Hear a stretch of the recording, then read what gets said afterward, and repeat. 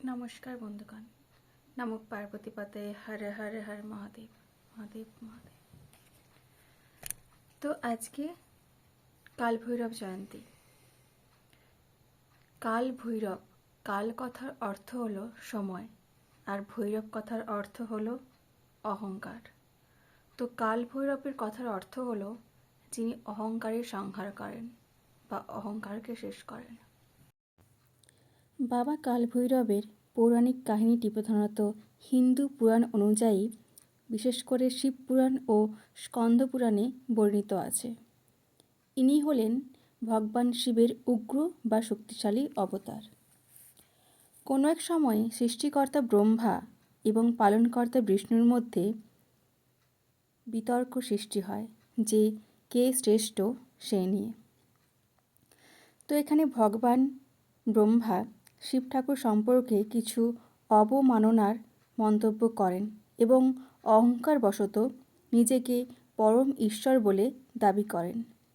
ব্রহ্মদেবের এই কথায় ভগবান শিব ভীষণভাবে ক্রুদ্ধ হন এবং এই ক্রোধ থেকে এক বিশাল এবং ভয়ঙ্কর রূপের আবির্ভাব ঘটে, যা বাবা কালভৈরব নামে পরিচিত।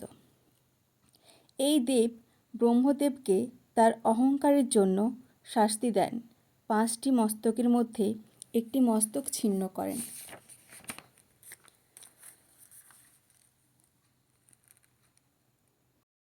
ব্রহ্মদেবের 4টি মস্তক অবশিষ্ট থাকে।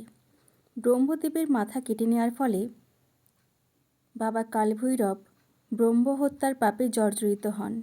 এই পাপ থেকে মুক্তি পেতে পৃথিবী জুড়ে ভিক্ষুক রূপে ঘুরতে শুরু করেন এবং হাতে ওই ছিন্ন মস্তক নিয়ে অবশেষে ভগবান বিষ্ণুর আদেশে বারাণসী বা কাশীনগরীতে এসে পৌঁছন। এখানে এসে পাপ থেকে মুক্তি পান। ভগবান শিব তাকে কাশীর রক্ষক বা কোতোয়াল হিসেবে নিযুক্ত করেন। প্রচলিত বিশ্বাস অনুযায়ী কাল ভৈরবের অনুমতি বা দর্শন ছাড়া বাবা বিশ্বনাথ দেবের দর্শন অসম্পূর্ণ থেকে যায়। বাবা কালভৈরব দেবের বাহন হলেন একটি কালো কুকুর।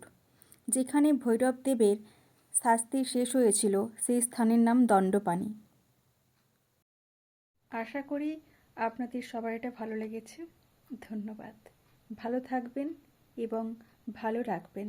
নমো পার্বতীপতে হর হর হর মহাদেব মহাদেব মহাদেব।